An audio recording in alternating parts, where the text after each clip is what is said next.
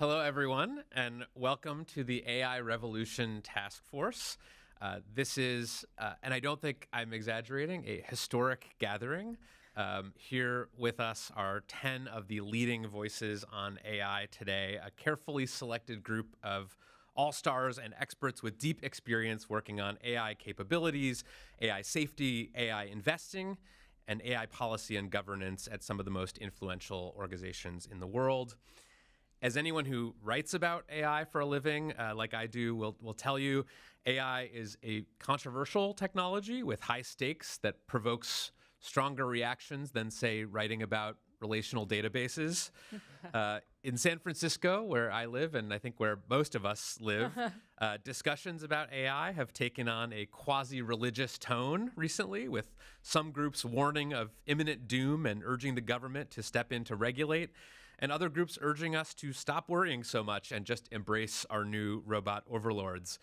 My hope with today's discussion is to tease out some of those differences and debates and also try to maybe find some common ground as we look for a new path forward for AI, trying to do what we all want, which is to harness its potential while minimizing its risks. Before we start, a few housekeeping notes. Just please keep your comments relatively concise. There are a lot of you, and I want to make sure everyone gets heard from.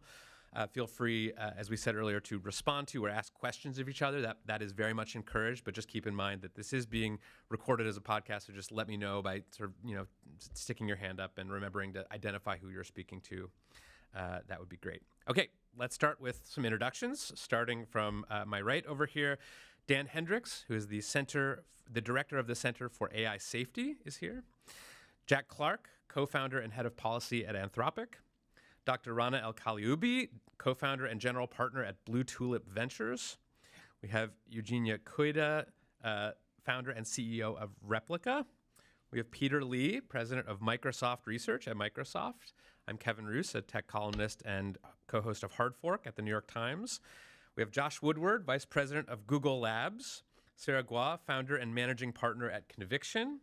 We have Ajeya Cotra, senior program officer, potential risks from advanced AI at Open Philanthropy. Next to her, we have Mark Rabert, the executive director of the AI Institute and founder of Boston Dynamics. And last but not least, we have Tim Wu, the Julius Silver Professor of Law, Science, and Technology at Columbia Law School and the former special assistant to the President for Technology and Competition Policy. I hope I got everyone's titles correct. Before we dive in, I want to give our audience here today a sense of the range of views that we have represented in this room about AI. And I want to do so by conducting a few live polls.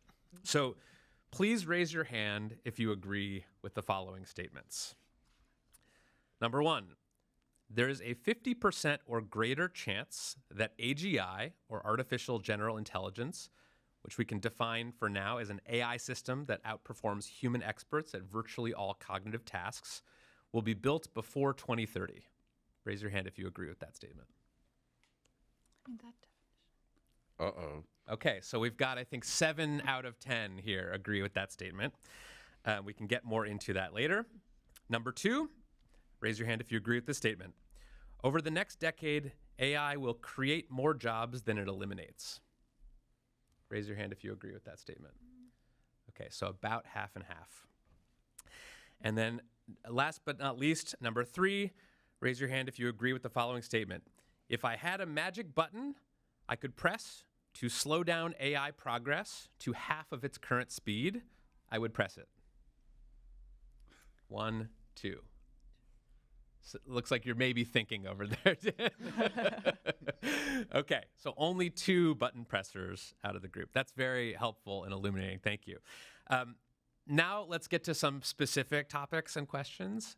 I want to start with the positive, more optimistic side of the AI ledger. So I'm hoping we can start on my immediate sides here with Peter and Josh. Maybe we'll start with you, Peter. What specific things are you seeing in AI today that strike you as beneficial or exciting real-world use cases of AI? Well, I think the thing that's really amazing to me is how the new AI architectures, things like transformers, diffusion models, they've been so amazing at learning our way of talking our way of thinking. I call that learning from the digital exhaust of human thought and expression. It's pretty incredible.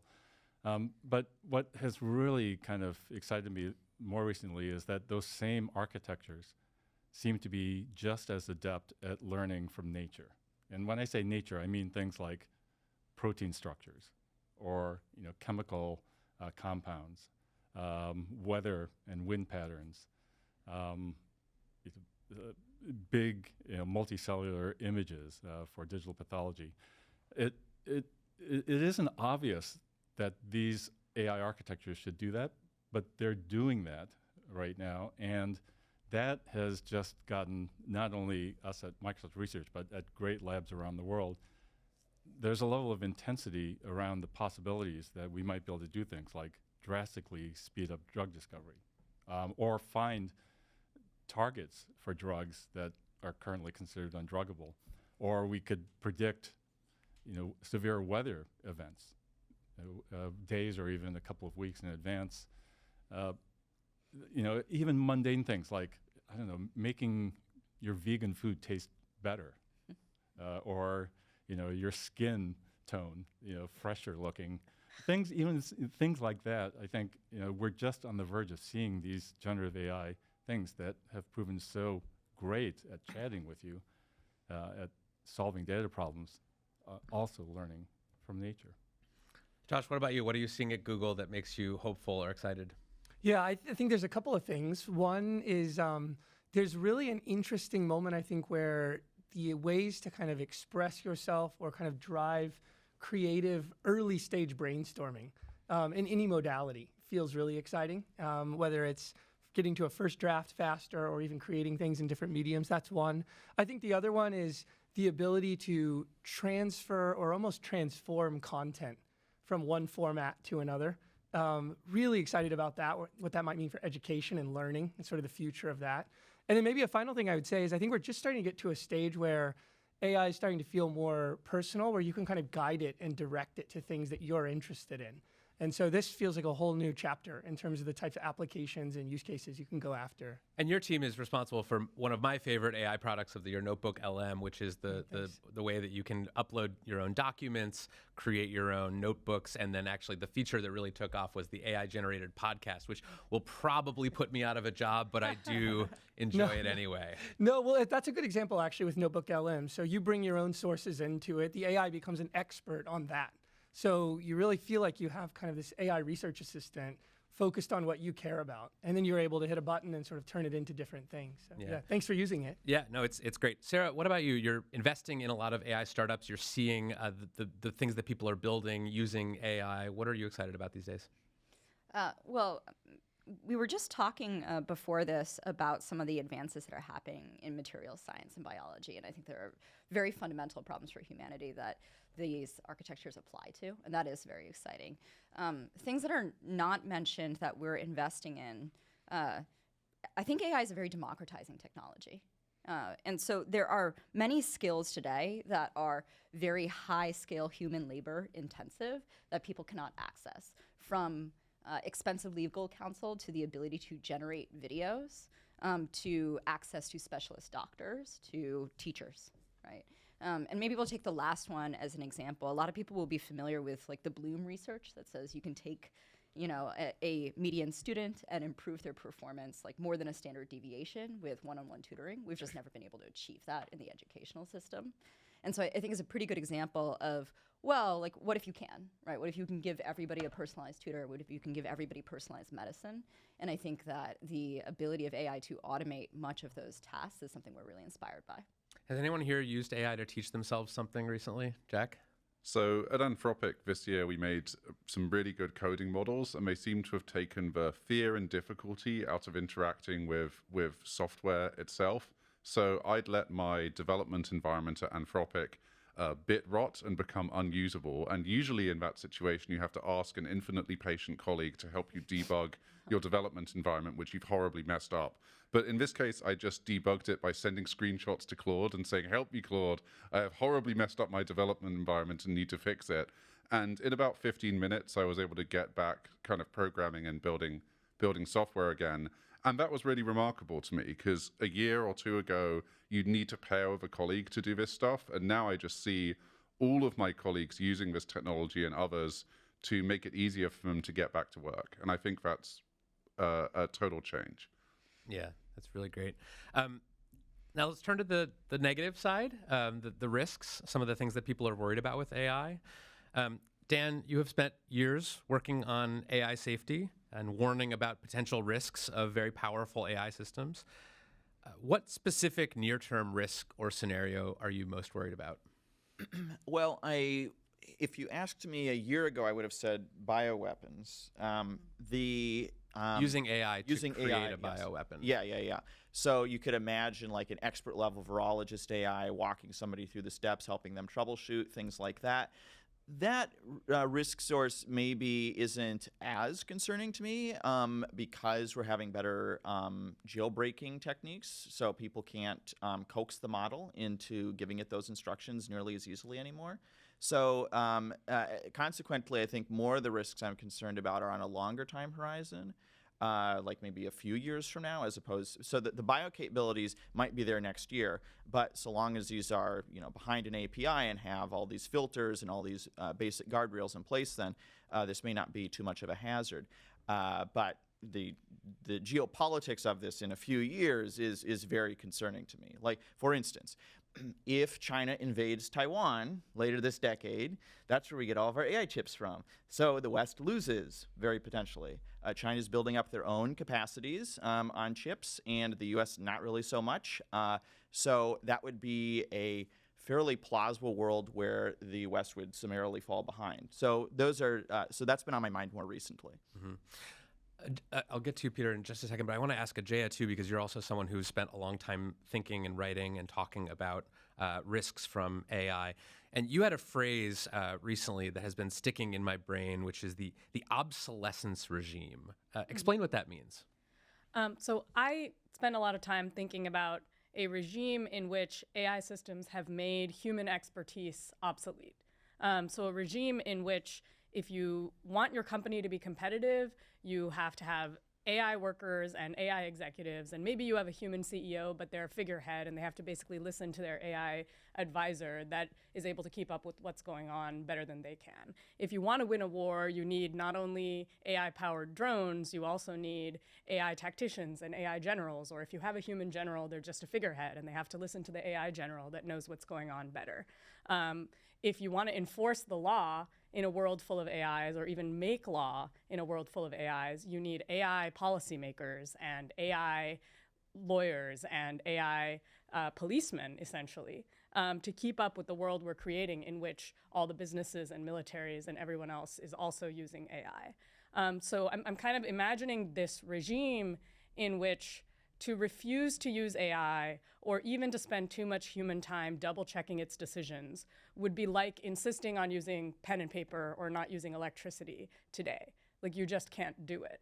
And in that world, I think about what could that mean systemically if everyone is forced to deploy AI to the fullest extent, to the fastest extent possible. We would be living in a world where these AI systems are our agents running around doing things over extremely long time scales, very autonomously on our behalf, faster and perhaps smarter than we can, comprehend and keep up with.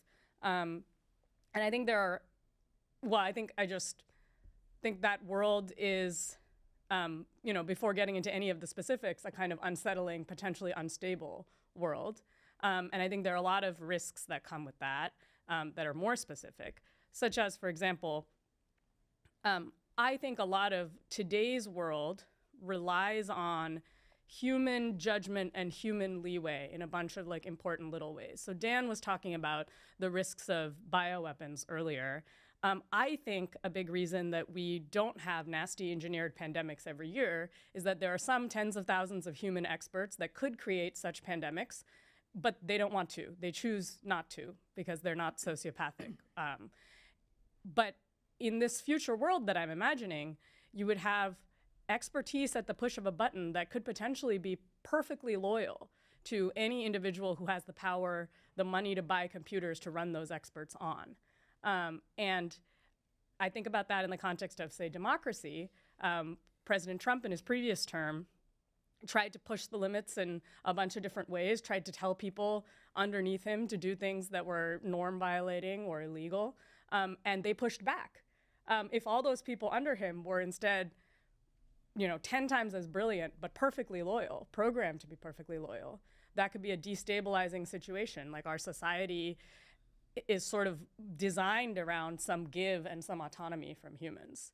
And then on the other side, if those systems aren't loyal, that's its own can of worms. If they're running around pursuing goals that we think we understand, but we don't actually understand, then we can end up in a situation where all these AI systems collectively control the means of production, essentially. They're running the economy, they're running our militaries, our governments, and if they were to kind of go awry, we wouldn't have very many options with which to stop that transition.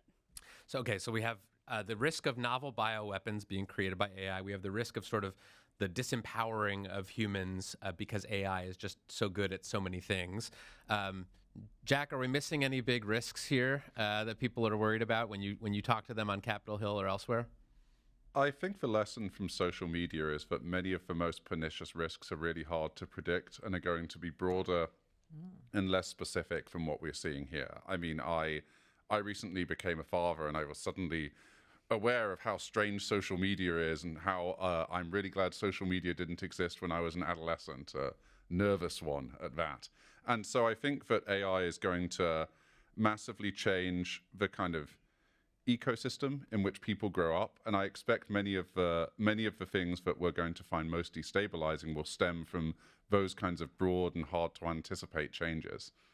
I totally agree. I think the social side of AI is widely under discussed. Rana, do you have thoughts on that? I was going to build on the social kind of implications of some of these technologies. I'm very passionate and excited about the use of AI companions and AI co-pilots and agents to help people become healthier and more productive and more knowledgeable. And I can see the opportunity where some of these technologies can help with mental health or loneliness. But I also worry, and I'm so glad you're sitting next to me because I feel like you are doing it the right way. But I am worried about companies who are building AI friends and AI companions without really thinking about the societal and, this can go really wrong. And I have a 15-year-old son, and he is really AI forward and tech forward, but I really hope he doesn't have an AI friend because I don't know that we have the right guardrails built into these platforms today. Yeah. Does anyone else who has children think that you would not want your child having an AI friend? Yeah.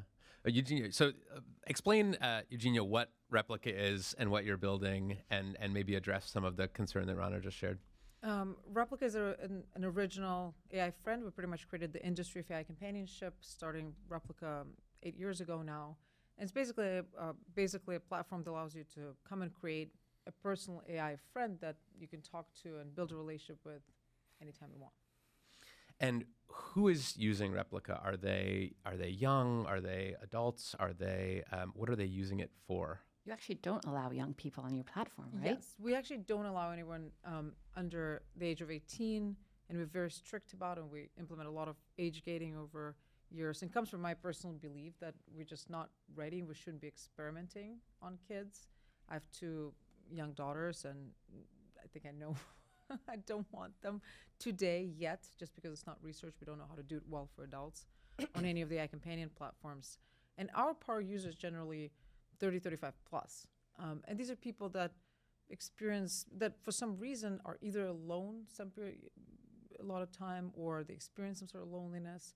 A lot of them in relationships, a lot of them have families and friends, just they feel lonely. And so they're yearning for connection, for a relationship. Does anyone here have an AI friend? Or spent time with this? I set one up for research purposes, but I wouldn't call it a close friend. Well, your AI friend is very offended. Replica from her company. Good. Peter, you were going to say something earlier. Yeah, Dan's mentioned about bioweapons risk. I agree with them that there's a lot of deep thought going into that and mitigations. But I still would predict that, say, in the next 5 years, that more than one, maybe dozens of countries will put in very severe restrictions on the use of AI in biology research generally because of that risk. And, I think it wouldn't surprise me if, 36 countries even banned the use of generative AI tools in biology research because of that risk. And the other risk, getting back to the social aspect, I really agree with that very strongly, because in that same time frame, it wouldn't surprise me if a generative AI system made some new discovery in some science field like biology, wrote the paper on it, submitted it to, I don't know, Cell or Nature, some journal, and got it accepted. And I think that even for the human scientist community, that's going to be a moment that will test people. Jack. I'd just like to, build on what Peter said, where my colleague and CEO of Anthropic, Dario, wrote an essay recently called Machines of Loving Grace, where he talked about a lot of the good things we're going to get from this. But I think he made a useful point in that, which is he thinks as these systems get more advanced, you could end up in a world where you have, he said, a century of scientific progress in 10 years. And I think we're actually going to see that effect play out in almost every part of the world, like not just science, but in our societal experience of talking to AI systems like the ones that Ajeya is building, in our experience interacting with the sorts of AI corporations Ajeya talks about. And I think for this discussion, what we're grappling with, and good luck to us all, is how do you solve the problem of like an everything machine, which is the thing that you, Kevin, are going to guide us to the answers on. Well, I'll do my best. Mark. Yeah, I wanted to go back to what Peter said about countries banning the use of AI for bio development. I don't know. I guess I'm more on the side of worrying about too much regulation killing off opportunities. I think technology can solve a lot of problems, ones that we can't foresee, and that I think there's a big risk of that happening. Presumably some of those countries, scientists would be developing cures for disease or improvements like you were talking about at the outset. And I think in almost every area you could imagine AI helping develop technology that's useful. And as an experimentalist, I'm in my own technical area, I'm more of an experimentalist. And what we believe is that until you do the experiment, you don't know what the answer is. And it's very hard to predict. And I think us predicting today where a technology could go, especially as it's emerging at such a fast pace, is really a risk. Tim? I had a question for Peter, which is where does your intuition come from that you think countries will be interested in banning research? And I say that because it's pretty rare, having worked in the federal government, that we ban research. Nuclear fission is probably the strongest, or carefully limited. So it's pretty rare, and I'm curious where that intuition comes from. Yeah, it is exceptionally rare, but already you see hints of this, for example, in things like the EU AI Act, which I think broadly is a very important thing that has been put together, and it kicked off a thought process, regulatory and policy thought process, which I think is crucial. So what I'm about to say is not in any way to say that that's a bad idea. It's a very good idea. But there you already see hints, for example, in limits on the number of computing flops, floating operations per second. At 10 to the 23, you can do certain things in biology research. At 10 to the 24, you can't, and so on. So you're starting to see hints of an emerging regulatory sort of framing that I think there's a reasonable chance. I agree with Mark. I hope it doesn't happen, but I think there's a reasonable chance that these could be codified into law. If what you're saying is that Europe's going to ban a lot of things, I think that's a pretty safe bet. Maybe you can be more specific on that, but They're really into that. My bet wouldn't be. Okay. Yeah, I wouldn't have the same bet for the United States. That's all I'm saying. Dan? Yeah, I think you could capture many of the benefits and still reduce those risks by targeting it. So you could add restrictions on some specific, more esoteric topics, like in virology and many other aspects of biology. There aren't guardrails there. And then if people are wanting to access those virology capabilities, then it's like, okay, are you a researcher who has like a reason to it? So I know your customer regime could do that. So I think there could be some ways that you can get rid of a lot of those bioterrorism risks and still let researchers do what they want. So that makes me optimistic that the guardrails that we're placing on these systems won't be overly onerous or have much economic impact. I have two questions. One sort of aimed at the more optimistic members of this task force, and one maybe at some of the more worried or anxious members. For the optimists, I think despite a lot of the reasons for optimism that we've shared today, the general public, at least in America, is quite skeptical of AI. Pew data from a recent survey suggests that 52% of Americans are more concerned than excited about AI. That's up from 38% just 2 years ago. If AI is as great as we all you might think it is, why do you think there's so much fear out there? And what can the industry do, if anything, to convince people that this technology will improve their lives? I can take a stab at that. Yeah. I think Rana. a lot of the times people don't really understand what this technology is, and they don't understand how to use it and harness it properly in their everyday lives, both professionally and personally, but they don't also understand how it works. Like, basic AI literacy is so important, to go behind the scenes and just understand the basics of how data and algorithms come together to create this technology. So I'm really committed to that. As you know, Kevin, you've been on my podcast, Pioneers of AI. I'm really committed to simplifying and making AI accessible to a much more broader audience and making it more inclusive. So that's something I'm very passionate about. You know, I'd probably make 2 points here. I would posit that your average American, like, if you ask them, do you want us to limit your access to AI capabilities?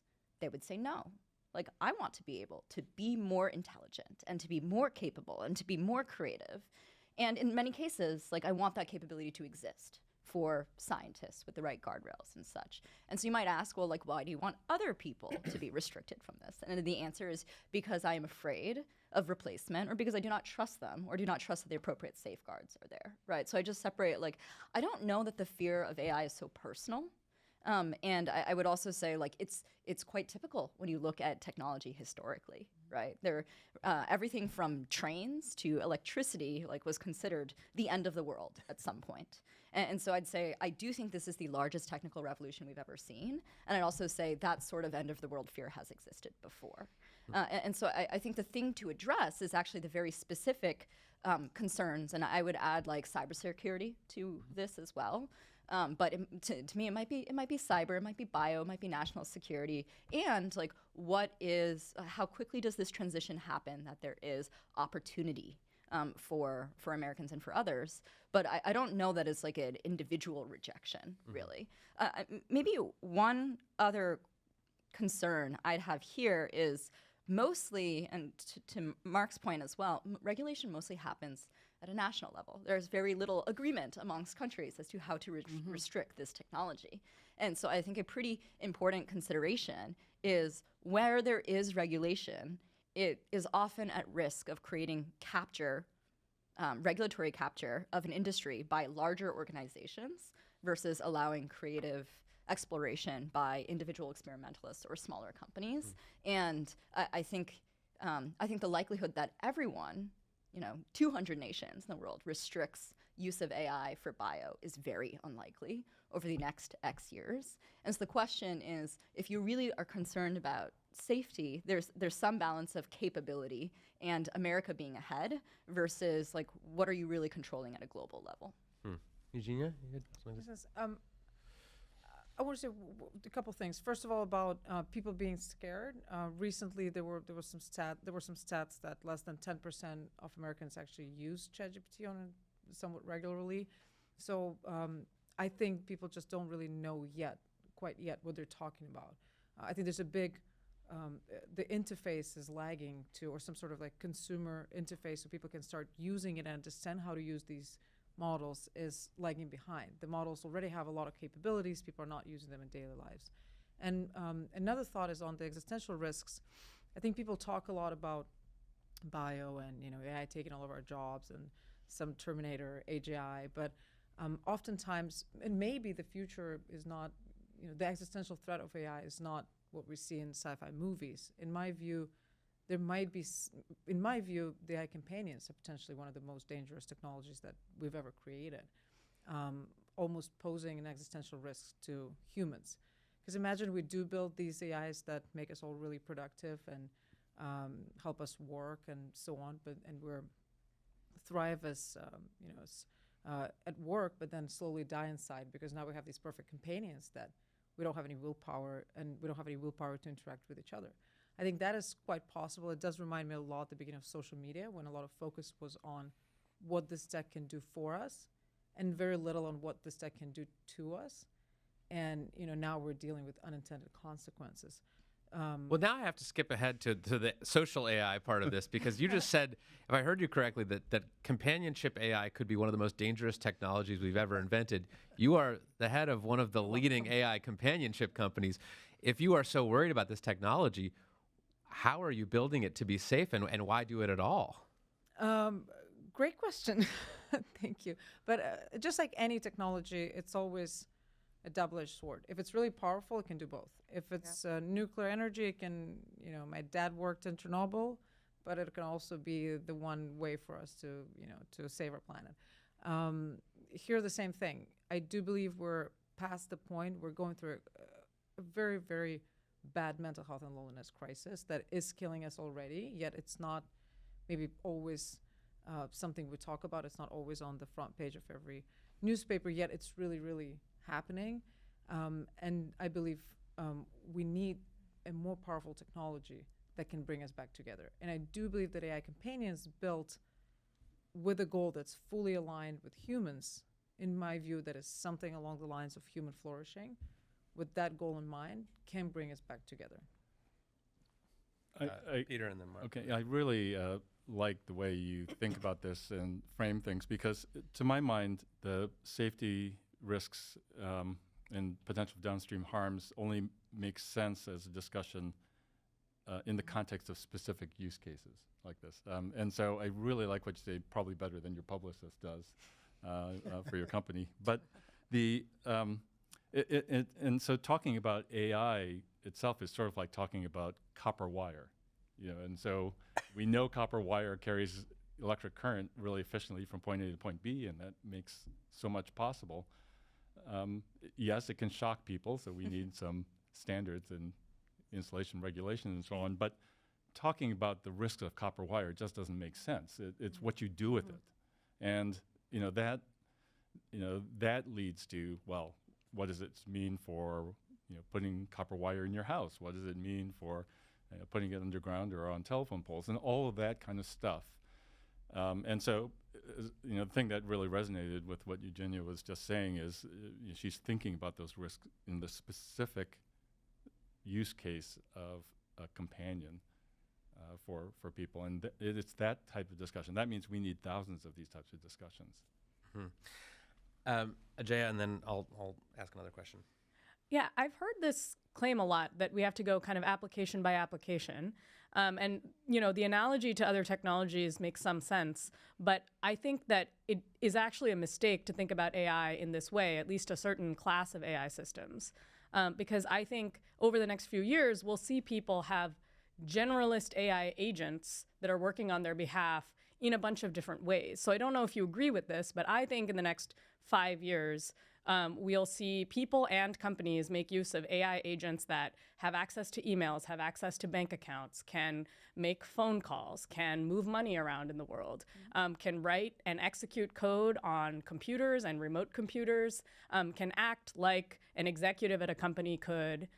And that is a more dynamic system with a broader range of autonomous motion than copper wire or any other technology that we've invented before. So in some sense, you could say we have to think about the risks on an application basis. But then I would say the application that I am concerned with are AI agents with extremely broad executive action.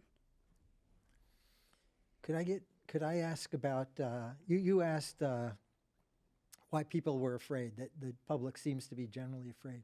And I wanted to see if I could drag the media into I was that. wondering when someone was going to blame the media. I was going to do it myself if no one did it, but yes, go on. I was waiting, Pooh, but thank you. Yes. I had two examples to use. One was, my company makes robots. And if you look at our YouTube channels, we get an overwhelmingly positive likes versus dislikes. But if you read the stories that the media writes about them, over half, depending upon which video it is, puts the word terrifying in the title of their story. And, that troubles me as an influence on the attitude of the public, that they're being encouraged to see it as terrifying, even though I don't think that there's anything in the video inherently terrifying. To be clear, these are the famous Boston Dynamics videos of robots and robot dogs, kicking soccer balls and doing parkour and dancing and getting back up after they're pushed over and stuff. And those are the kinds of videos you're talking about. Yeah, those are the ones I'm talking about. I have a burning question for Mark. Yes, go for it. Okay, because I'm excited about this embodied AI world where we're going to see these large language models go into robotics. But I spent my career building artificial emotional intelligence and just machines that have empathy and emotional, and none of the Boston Dynamics robots have empathy or EQ. So have you thought about that? So my new org, which we're calling the AI Institute, even though it's going to go through a name change shortly, is specifically aimed at combining more cognitive and emotional function with the physicality and the athletic stuff, although we're doing the athletic stuff too. So yeah, we've been thinking about that. And of course, the degree to which the last few years of AI development has made the cognitive side, easier to have, that's a real boon. I think there's still a gap, though, that getting the physicality to accelerate is still somewhat of a puzzle, and a lot of the current AI research is optimistic about that, but not quite as I don't think the proof of the pudding is there yet. Why is that? Because this is something many people have noticed, that all of the progress, or most of the progress we've seen over the past couple years in AI has been in software AI. Robots like the kind you all were building at Boston Dynamics have not advanced nearly as much. Why is that? Well, I think they're still advancing at a good clip. I don't think the public and the media are talking about it as intensely as they talk about the AI quote revolution. I'm not sure. I've been studying AI for a long time, and AI has gone like this over the years. There's sort of an up and down hype cycle every 10 years or so. So we'll see. We'll see how long this cycle lasts. Even though there's clearly a huge set of advances. But I wanted to pick on the media one more time before I let it go. You at the beginning asked us the question about AGI. And I think there was hidden in your question the assumption that there might be something wrong or terrifying or intimidating about there being AI smarter than people. Is that right? I didn't say any of those words, but I can see how you would get that. So I think that there's been a lot of discussion about AGI, and I think behind the scenes, the suggestion is that would be a problem if AI got smarter than people. But I don't necessarily think that. So maybe I'm asking the group, is the prospect of AGI a threat? Does anyone here think the prospect of AGI is a threat? I mean, Yes. I take a different spin on it, which is it starts to explain why the answer to your question of why many people are suspicious or concerned about AI. And, I think in some ways Karl Marx was right that economic insecurity explains a lot of history. Mm-hmm. And, whether people are explaining it one way or another or whatever it is, people are, the last 40 years have not been that great for the average American worker. Their income is basically flat. The whole regions have been sort of destroyed. Seems all the money goes to the coast and so forth. And they look at AI and they, look at an AI that's better than the human, and they say, how's this going to work out for me? And, I think we're actually under-discussing the macroeconomic questions. And they're not like safety risks. It's very different than, the question of whether you're going to invent a virus that takes over the world. It's more of the sort of macroeconomic trend. And, things can go in different directions. The plow made a lot of big invention, made a lot of farmers able to be self-sustaining. But something like the cotton gin, reinforced plantation model and led a lot of workers who were enslaved to terrible life conditions. So I think people, they may not always express it that well, but I think the economic insecurity that a lot of people feel is driving a lot of the resistance to AI. I have a question that I want to aim at the more worried folks in the room. A lot of you have been warning about AI risks for quite a number of years. Jack, you were part of the team at OpenAI that had concerns about whether GPT-2 was safe. That was several versions ago.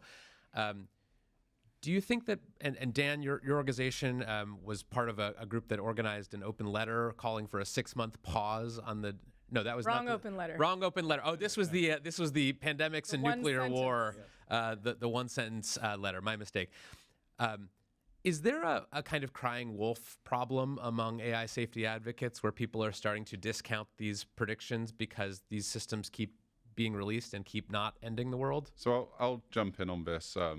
I think there's a good adage here from the world of finance, which is the market can stay irrational longer than you can stay solvent. Like, you could predict a risk, but timing the market is always incredibly difficult. And at the launch of GPT-2, we were like, wow, this could lead to phishing scams or impersonation or text that is used in misinformation. We were right, but completely wrong on the timeline. And I've since updated to be much more wary of making those kinds of specific predictions, because I think that you're never going to time it quite right, and it might lead to skepticism. But maybe to build on what Tim said earlier, what we do know is that increasingly powerful AI systems are going to be drivers of major socioeconomic change. And I think if you said to world leaders, hey, in 5 years or so, there's going to be multiple net new trillion-dollar corporations on the planet that have never existed before and will suddenly arrive and have an economic effect, or even more, there's going to be a new highly productive, economically relevant country full of geniuses that just teleports onto the planet overnight. They would take that extraordinarily seriously, not because they think those corporations or country are going to do really bad things, but because it's going to be a source of vast, sudden economic dislocation and change, which is a source of instability. And I think lots of what I have come to worry about is less these specific risks, where you may be totally wrong on timing and specifics. But I think we're underestimating how large this change is going to be and how prepared we may not be for it. I mean, yeah, at the time last year when that statement came out, wasn't concerned about the models at the time, and they're roughly at the capabilities level. Remind us just what that statement said. The statement was, I should have memorized, but I don't. I think it was something like mitigating the risk of extinction from AI should be a global priority alongside nuclear weapon or pandemics and nuclear war or something like that. Basically, it analogized it to other dual-use technologies like nuclear and bio that we've coordinated around as an international community. So that was just to put it on the radar, get the discussion going, consider what's the option set for policy, and start seeing what's feasible. But the current systems don't keep me up at night. I mean, I don't know what the systems in 2025 will be like. Maybe they'll first start to have some of those hazards, though. Maybe not. But I do think generally people are thinking that this is AI is a villain of the week. It's another challenge. It's social media, or it's just like electricity. And I think it's I mean, just if you have the automation of all labor, eventually, that seems like that totally changes the human condition in a way that other technologies don't, just by definition. So I think it, like Jack was saying, this is underrated as a disruptor to society. Go ahead. I'm sorry, but I just want to say I cringe at the idea of crying wolf, because the idea that such a powerful new technology should not have people thinking really hard about the risks and potential downstream harms, about the dual-edged nature of it. It's so important. And we were talking earlier. Actually, I have felt that OpenAI never got enough credit from the very beginning in trying to express that idea, express specific measures like audits and red teaming and need for government regulators to think about things. In fact, I think in 2019 you were ridiculed for saying those things, and quite loudly, yeah. Yeah, and it really took later work and open letters and so on to finally get people to wake up and really take that very seriously. Any powerful new disruptive technology absolutely requires that kind of care and thought. Josh, I want to turn to you. One thing that we haven't talked about as a risk that I think a lot of people are starting to become quite concerned about is what is sometimes called AI slop. this sort of surfeit of AI-generated content that is starting to appear on social media platforms, on sites like YouTube. I've seen actually people starting to put up AI-generated podcasts generated through Notebook LM on Spotify and YouTube. And there's this fear, I think, among some folks who worry specifically about Google, that the internet is just sort of being overwhelmed by AI-generated content, and that it will soon be very hard to find content that is generated by humans, and it'll be hard for those humans to be paid to make that content because the economic model of the internet may start to decombust. So do you worry about AI slop? I think about it a lot. I try to avoid it. I would say that a couple thoughts here. One, I think the value of sort of human-created things will actually go up. And I think just like we've seen in other industries, even labeling it, marking it, human-created or other things don't seem far-fetched to me. And so I think that value will increase, partially because I think it will become scarcer. When you have models that can generate things 24/7, someone that's put their kind of human touch into it, I think is one aspect. I think another thing I think a lot about is the value of taste, I think, will go up. So taste from a user perspective, but also how companies like Google and others rank content and surface, discover, retrieve it. So I think those are two factors or things that are maybe even undervalued right now that I think will go up. Maybe the final thing I'd say is I think that we're in the early days of trying to find ways to generate content with AI models. And I actually can see a shift kind of on the horizon where there, I think, will still be creators in the sense that we know them today on YouTube that you referenced or other platforms.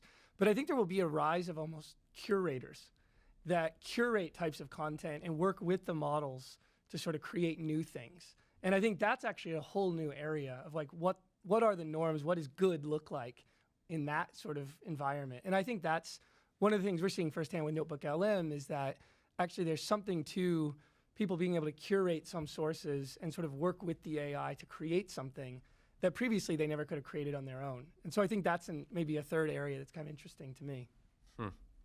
I want to talk about another debate that's been going on in a lot of places, which is the sort of debate about creative production and what happens to people whose content is used to train AI systems, whether they are being fairly compensated for that. Obviously, my employer, the New York Times, is in active litigation with OpenAI and Microsoft about this.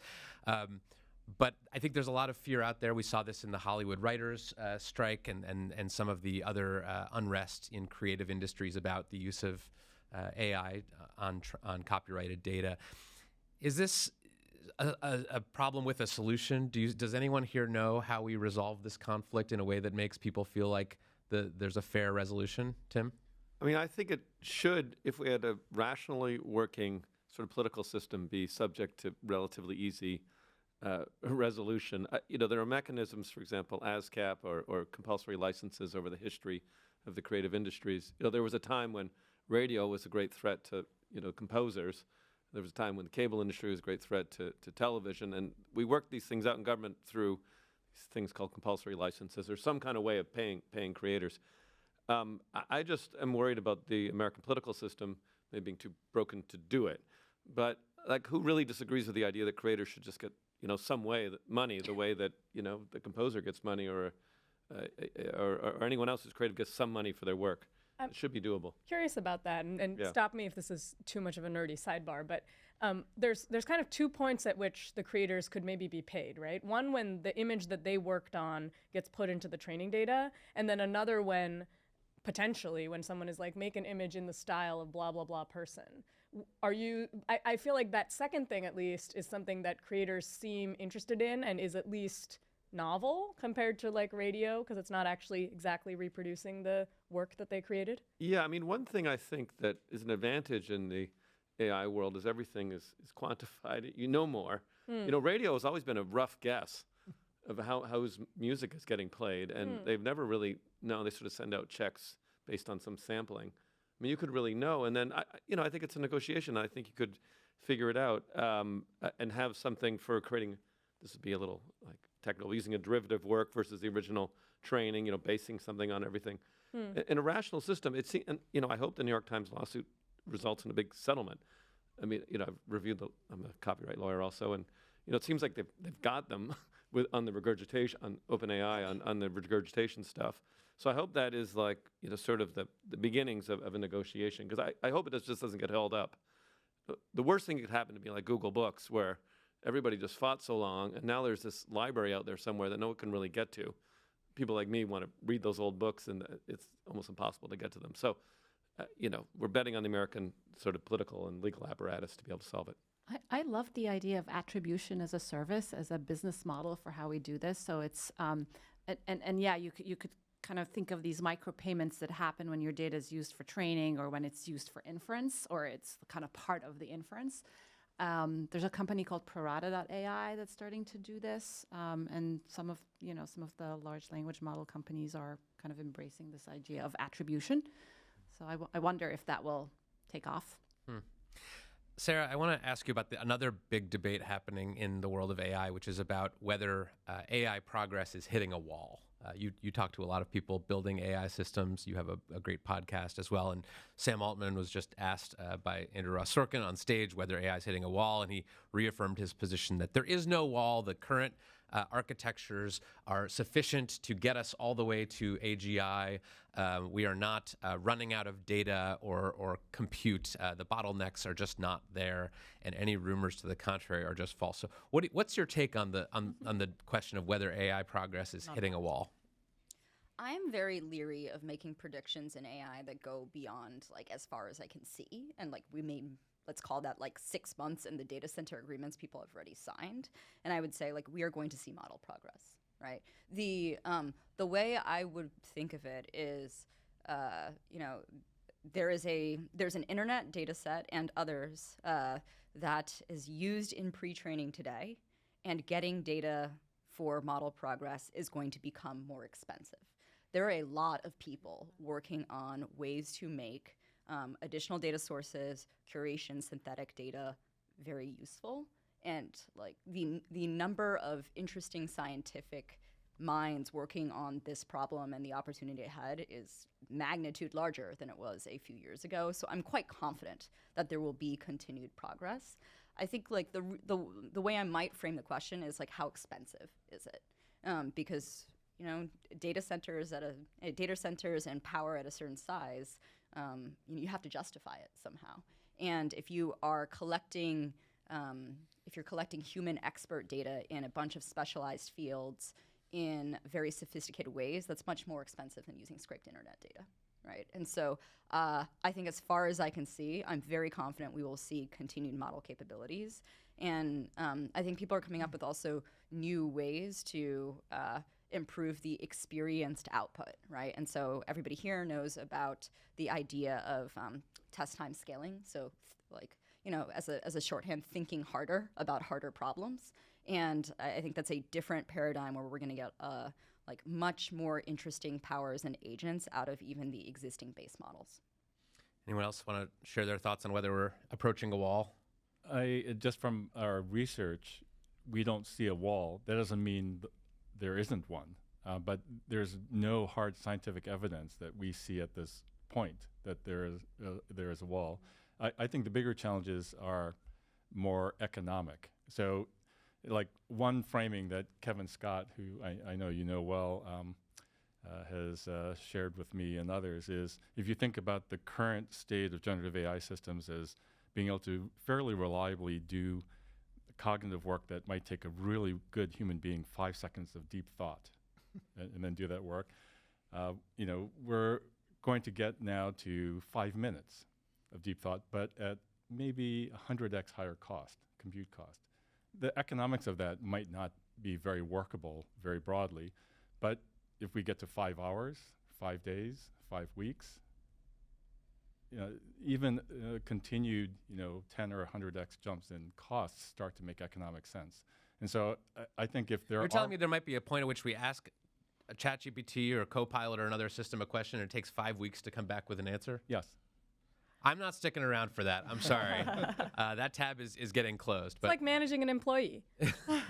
Depends on the question, right? That's true. That actually is a good jumping off point for a question I had for the people who raised their hands for AGI by 2030. because I personally, for what I think of as AGI, I think it will take longer than that. But I also think it would be the most explosive, consequential thing to have ever happened. And I'm noticing that many of the people who said AGI by 2030 are talking about implications that, to me, seem small bore if you think that AGI is going to happen in 2030. So I'm curious, like, what does AGI mean to you, and what do you think are going to be the impacts of it, and how quickly will it occur? I don't think you and I are so far apart in how we view things. For me, AGI is kind of a difficult concept because there's no technical or scientific definition. Right. So, for all I know, we have it today. We just don't know it. It might take years. Well, so I guess for me, I would say it's like you were saying, there's the 5-second AI, the 5-minute AI, the 10-hour AI. For me, I would say maybe AGI is the 10-year version of that. Do you think that would happen by 2030? What I think will happen the way I think about it is, will there be AI that you have a mobile phone, I'm assuming, with you right now, and there are several triumphs of computer science research in that mobile phone. There's a software-defined radio, there's Linux-based operating system. There's all sorts of cool stuff in there, and put together, you can't live without, like if you didn't have it today, you would probably be feeling fairly vulnerable and uncomfortable. You depend on it all day, every day. I actually left it in the other room. I'm very brave. I see. Wow. I'm impressed. Unlike Kevin over here. And I know, I'm sorry. So the question I wonder about is, by 2030, will we have generative AI or AI systems where we feel similarly, where we can't bear the thought of being without it, even for a minute? There's already people feel that way about their companions, based on what I've seen. 100%. Yeah. People get married. That's their most important relationship in life. So we're seeing that already with many people. So, I've been working on AI since 2012, and maybe not as long as some people here, but even that decade, 12 years, the goalposts keep moving. When people ask, what do you think about AGI, first of all, not probably the best person to ask, but even then, I think, I don't know if we know what's AGI. It feels like just such a strange. Or the definition changed after over 12 years, 15 times. I can't even track anymore. What do we call AGI? Jack? I might just say my definition is it's like a economically productive full nation state that will scale in accordance with the amount of compute you can give it. And the implications of that are completely like economy dislocating and changing. And if you can think about, if I was running a country and I wanted the country to do something and it was a mid-sized country, you can accomplish things of vast world-changing consequence, especially if the people are, to Ajeya's point earlier, like extremely like loyal and rule-following and all extremely smart and diligent. And I think that level of change is wild. And maybe the important thing to remember is we're not just talking about a single system, we're going to be talking about thousands to millions of copies of very, very smart systems working as a team. The New York Times is a really, really smart media publication, not just because of Kevin Roos, but because of you and all of your colleagues working as a team. And you're able to get amazing stuff done by working together. These systems will be like that. And I think wrapping your head around that leads to some pretty wild consequences.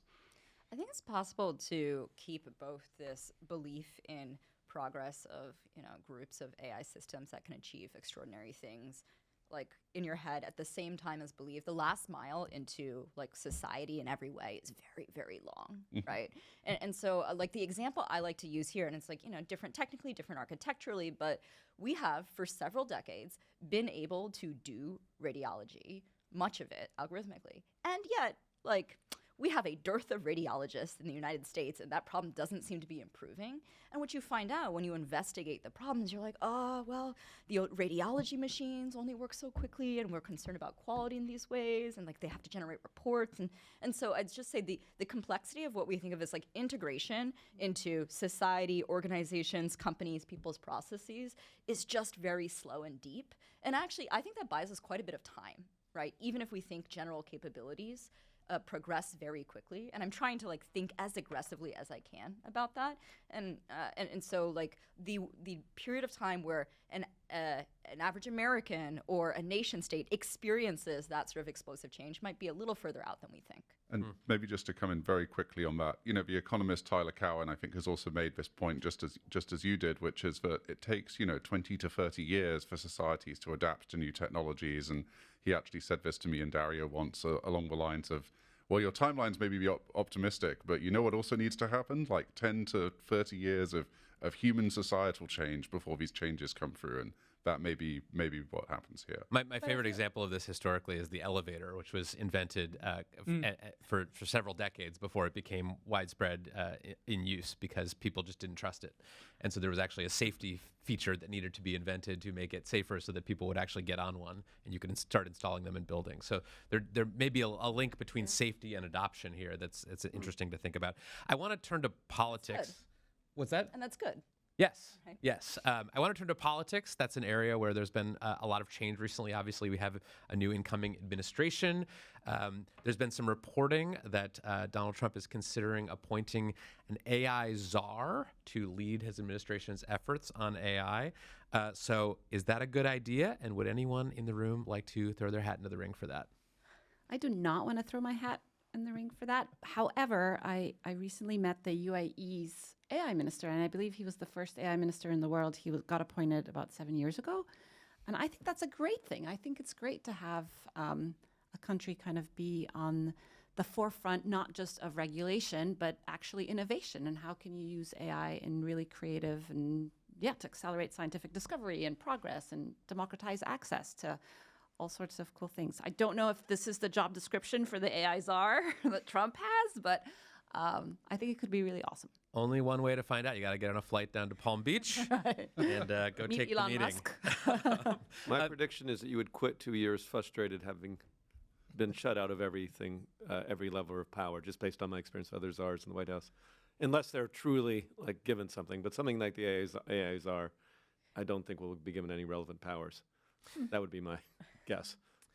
Dan, you've been described at least once as Elon Musk's safety whisperer. You've been a safety advisor to XAI, his AI startup, and some people have speculated that you might have a role in any kind of a Trump administration effort around AI safety and regulation. Do you have anything to share there?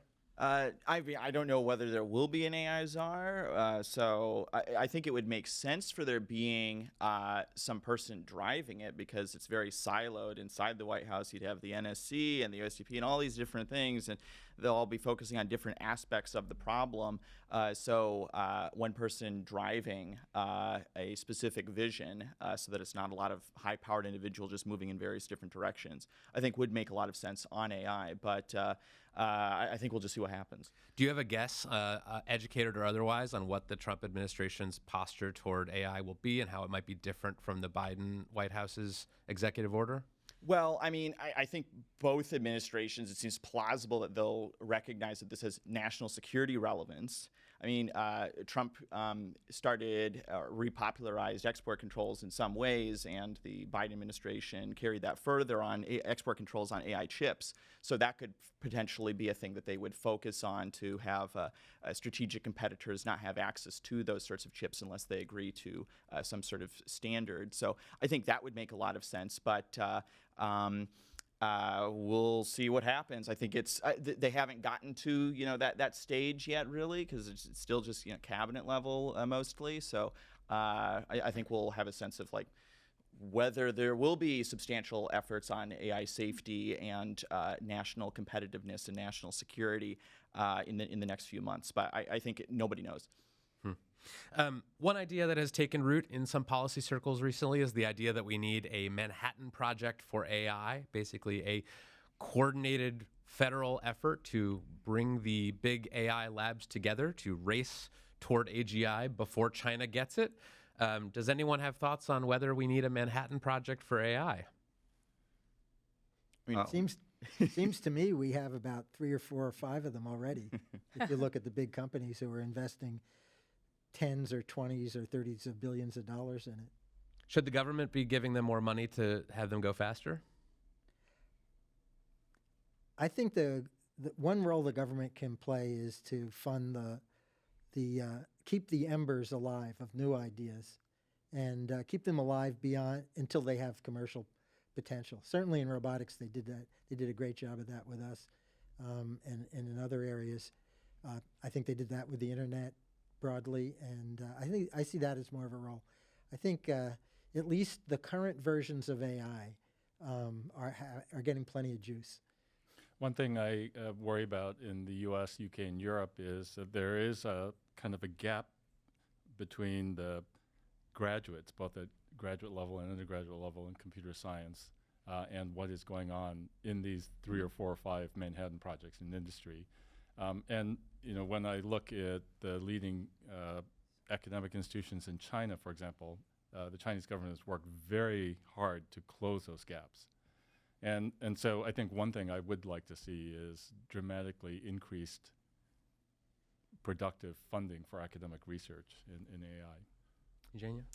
I actually have a little bit of a hot take here. I think the easiest way to win AI for the US would be to just make it extremely easy to come here on a visa for any computer scientist or mathematician or physicist who's working in AI, who has any inclination to work in AI. Because ultimately, there was some recognition of this in that November memo. I came here on the extraordinary ability visa and then got the green card this way and the U.S. passport this way. It was hard, but at least I'm not from India where it's impossible. Chinese people I heard also really hard, but that should be just automatic. You should just come here, show your degree, show your affiliation with some institutions or in universities, and you should just be able to just get in immediately, get a job. Just because, as a person coming from, I grew up in Russia. I'm half Ukrainian, half Russian. We all want to live here. Most people in India want to live here. Most researchers in China want to live here.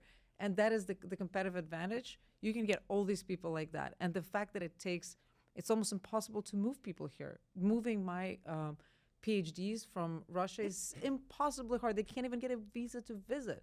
So they end up just staying there, even though they can be there overnight, and the AI war will be over in one day, just if that immigration is solved. And I think this is actually a really simple thing to do, and unfortunately I'm not seeing much of a progress. No, well, if I can pile on that, it's a real problem. I felt this in the White House, that immigration policy has only become understood as like the southern border. You know what I mean? As opposed to like, what about trying, it's as soon as it came up, it's like, if it's about asylum and, people, big caravans, or whatever it is, just the southern border became immigration policy. And it's impossible to have a discussion. We did, when I was in the White House, we tried to absorb a lot of Russians who were fleeing Russia, and Ukrainians tried to do some stuff, and we did some. Thank you for doing that. But it was, we did some, but it was, because it's so centered on the southern border, it's just one of the ways in which U.S. policy is insane. I mean, we've resorted to opening an office in Zurich because we can hire anybody there, and then we work, remotely with them. And same with OpenAI, just opening the Zurich Yeah, that's office. right. You guys. It's relatively easy. It's actually quite hard to move people. And this absurd H-1B lottery, how can there be a lottery for AI scientists? They should just get a visa stamp right when they get on a plane ticket. Make it an ESTA type thing for a select, just for that profession. And in fact, it's the opposite. Today, if you're coming with an AI degree, you get request for evidence, which is called RFE, until to oblivion. They will ask you 10,000 questions, and it's actually much harder to get a visa if you're coming with one of those degrees. Well, and Microsoft Research has continued to even now accelerate opening of new labs around the world. It's probably worth noting that economic security is national security, and things like Manhattan Project are like at the end of a very long list of interventions government can do to gain a lead in a technology. And interventions you can do earlier are like sorting out immigration, or, as Peter said, building the basic experimental infrastructure that would let scientists access the kind of computers that the companies assembled here have. And so when I hear terms like a Manhattan Project, I'm like, that's where our imagination has got us. There are many other tools which are less expensive and scary that you can be using way earlier. And I think we need to try to focus on those. One thing that governments around the world have done during previous waves of technological disruption is to try to cushion the impact for workers whose jobs are displaced. In some countries in Scandinavia, they have job councils where people who are laid off as a result of automation can sort of get sort of retrained for other jobs. Are there things that the government can or should be doing to help people whose jobs may be threatened by AI in the coming years? Well, I think Ajeya? that in the future I see there aren't really going to be other jobs to retrain people into pretty soon. So I think it would have to be a pretty different approach. Maybe something like UBI is, I think, going to have to be necessarily on the table at some point in the future. But I also think that it is unfortunately maybe like 4 or 5 on the list of monumental problems to be sorted out, and it's on a log scale. So the ones that higher on the list are. Well, let's talk about that, because jobs, you're right, I think gets short shrift in this conversation sometimes, where we talk about immediate near-term risks and long-term existential risks. There's sort of this middle layer, which is the fear that AI could take away all the jobs. The question I get asked most when I go around the country talking about AI with groups of people, as I'm sure you all do, is what is the job that I can get, or what is the job that I can tell my kid to train for that will be safe from AI, AI proof? For a long time, people were told to learn to code. That was the way to protect yourself from being displaced, but that is no longer, self-evidently the best option for people. But are there AI-proof jobs, or at least jobs that AI will find harder to displace? Rana? I don't know what the job is, but I have a 21-year-old daughter and a 15-year-old son, and I don't know what they're going to do, but I know like critical thinking, collaboration, communication, creative thinking, like all of these things are going to continue to be super important, and I want them to be really skilled at these talents, or more soft skills. So I don't know, but I don't know what they're going to end up doing. It almost doesn't matter. Well, and tell your kids whatever they choose to do, like if they want to get into software engineering, get into it and learn how to be very good at harnessing AI to do this.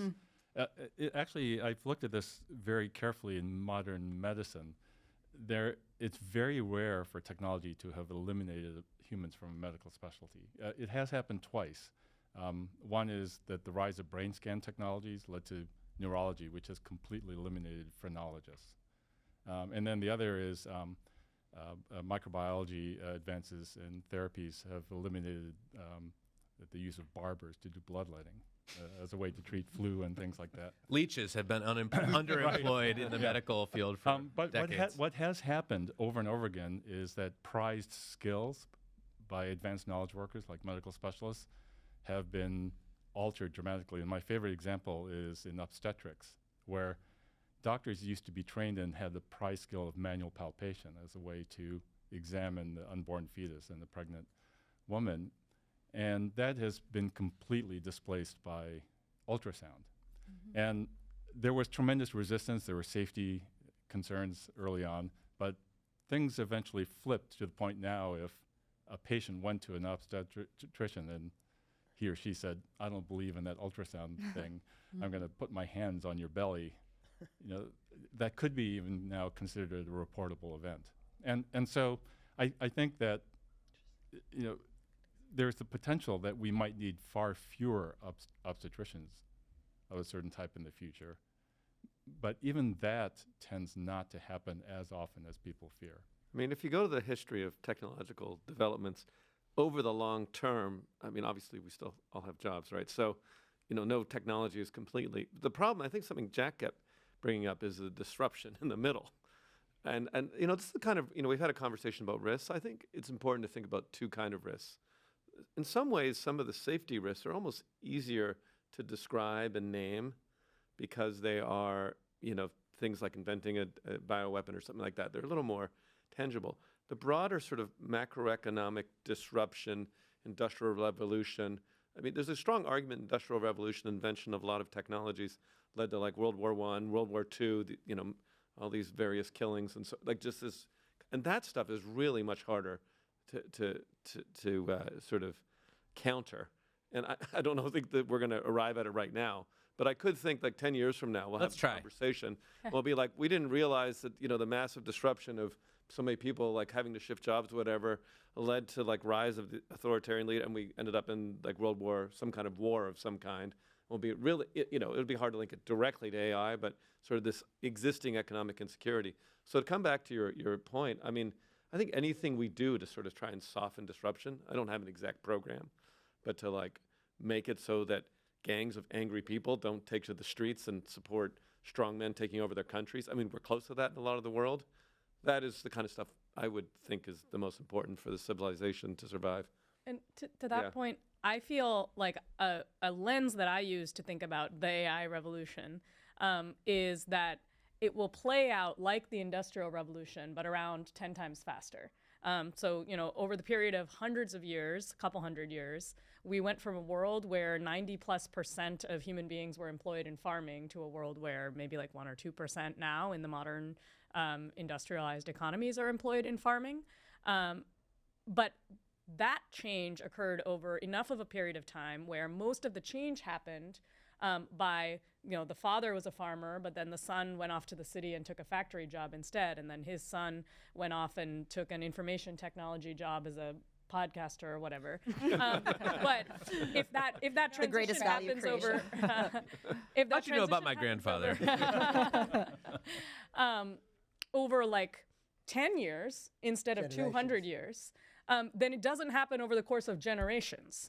It has to be individuals who are losing the relevance of all of their skills and then having nothing necessarily to replace that with.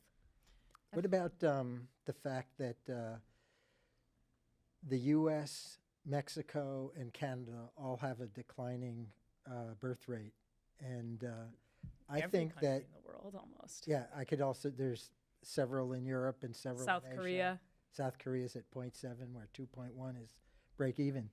So there's an argument that productivity is going to depend on AI and robots because the populations are aging and declining, separately from the risk that there's going to be competition between workers and AI. Well, get those AI researchers and population crisis solved. Well, maybe no one will have children because they're all, shacked up with their AI partners and lovers, and that's what'll cause the next population crisis. Josh and Sarah, I want to ask you about what's next in AI. You both spent a lot of time building and funding products that are coming up in this space. There's been a lot of talk recently about agents. That's one thing. Anthropic just released a demo, or a real live version of a tool that can use the computer, basically AI, that can click around and order you plane tickets or something. What else should we be expecting in the next, call it, 12 months? I'll talk about a few specific applications that I'm excited about, but I will say, I feel like a case should be made for some future of abundance as well, and that's not been part of this conversation at all. And I'm not saying that trivially happens without mechanisms for distribution of abundance, but I don't think anybody here, if anybody's ever read The Better Angels of Our Nature, or just thought about the quality of life pre-industrial revolution, we're not let's go back. I'm not taking my kids there. I'd rather be oh, you'll find a job, right? Or maybe jobs will be less important. And I'm a sort of pure capitalist. I think we're going to continue to have a market economy, and people will see a significant part of their value to society and their identity be determined by their work. But historically, and this is different from all other things, demand for many different things has been elastic and emergent after technical revolution. And so I think having some faith or some picture of what improved speed of scientific discovery and cheaper healthcare and education means in the world, should be a little bit more positive. I'm glad you brought that up, because I would love to have you just sketch the vision. What is the life under the post-AGI abundance economy look like for the average person? What do they do all day? How do they make money? Do they need to make money? What does life look like for someone who is quite young today? I'll put our digital twins to work. Yeah, it's possible. The boring work. Yeah. When you talk about the sort of more optimistic vision, what are you picturing? Yeah, I don't feel prepared to picture that, because it's there's, if in a future where you have a high quality of life, where there is enough productivity, where you can do less work and the work you do is what you choose, like I think people learn and entertain and like create, right? And I think that is like actually quite interesting because our level of understanding of the world is still quite limited. And so I think there is more focus on discovery and entertainment and socialization, actually. I would. Oh, sorry. Go ahead. I have one thing to add. I think there's so much focus on economy, rightfully so, jobs, and whether we're going to have a job or not have a job, and whether we're going to have money, an abundance of money. I think we need to focus on the mental health, because right now I do believe, and maybe it's a little bit of a contrarian take, but I do think most of the wars happen out of mental health. Most of the horrible things in the world happen because of the emotional weakness of different people, of them not being loved in a certain way when they were little, and so on and so on. And all of these emotional problems, it all, there's a great movie, Don't Look Up. Like, we all know what's going to kill us. We are not doing anything about it, or not doing enough about it. And it's not because we can't do it. It's because we don't know how to do it. It's because we can't do it emotionally. We're just weak as humans. So unless we figure out how AI is going to fix us inside, no matter how abundant our life and how much entertainment we're going to have on the outside, I'm not seeing a great future. I'll give you a positive. I'll give you a positive vision, which is I think most of us spend most of our time working, and if work actually got better, that would be a positive vision. I think that could, these are my own beliefs, but I think if it was very easy to be in your own small or medium-sized business, if you didn't have the sense, if you had a sense that you had the economic autonomy to start your own business and be the way you wanted to be more easily, I think that would be good, and I think AI could really help with that. And what I think is the negative version of that, if all the market power is just controlled by a couple small companies who extract everything, and you feel like an Amazon seller who's just trying to keep even, I think that's bad. So in other words, I think a lot will depend, frankly, on market power. And that's sort of an economic perspective again, but I do think there is a very positive vision of the future in which people feel a lot of economic autonomy and where their work life is a lot better.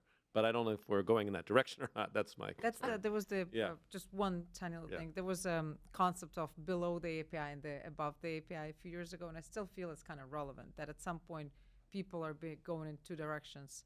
Some are working above the API and some are working below the API, meaning one person, for example, is writing code at Uber and one person is driving the car where the machine tells him to go. There is something that, just listening to you, there's always something that resonates for me, because I do think AI has the power to amplify both the best things we do, but also our worst weaknesses. And, it's that tension that I think, I didn't answer before about the existential dread, but that's where, for me, the existential dread comes from. The knowledge that it can scratch, at our worst open wounds, while also really enabling us to do things we couldn't do before. In terms of positive visions, I just would really recommend the essay that Jack mentioned earlier by Dario, Machines of Love and Grace. I think it is probably the best positive vision out there. There's really not much literature in this space. But I think there's this vision of if we center AI around humans and build AI that is in service of humans, I think there's a vision where AI enhances who we are as humans. Like, we become healthier and more productive, and back to your concept of human flourishing, like better on many aspects of what it means to be human. And I think there's a world where we can do that. I'm optimistic. We only have a few minutes left, but I want to make sure that I get to my favorite question that was suggested for this group, which is, what is a thing that you have been wrong about when it comes to AI?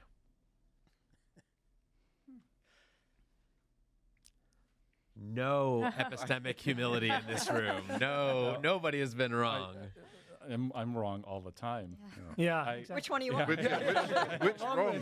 I mean, when I first saw people, Jeff Hinton and his team, visited Microsoft Research for a summer. This was back in 2009, and they were suggesting using these layered cake of neural nets instead of Gaussian mixture models for speech recognition, and I knew it was ridiculous. Completely stupid. In fact, I even felt sorry for Jeff, because I'd been a professor with him back in the late 80s at Carnegie Mellon, and he was doing the same stuff back then. And I just thought, wow, he hasn't let go of this. And so and of course, he and Ilya and team just changed the world. Deep learning became incredibly important, and that just happens all the time. I think I was wrong about just how relatively few bad people there are in the world. I think a lot of people who care about AI safety or risk, including me, had like a wrong cartoonish view of how many malicious actors there are out there. You're like sitting there in the AI lab and you're imagining like shadow Anthropic, which is just like Anthropic, but all it does is bad stuff, and your model of risk becomes based on that. And I think people are just much, much more well-intended than that, and that's an area where I've had to change my views. Yeah, Ajeya? I'd say I have been surprised by how few consumer-facing products there have been and how little uptake of the useful applications it seems like is possible has been realized over the last 3 years. I think every year I kind of pictured this cornucopia. I pictured myself using AI every day. And that has not happened. I have not figured out how to integrate it into my workflow, and I think it's been hard for the vast majority of people, except for some sort of power user programmers.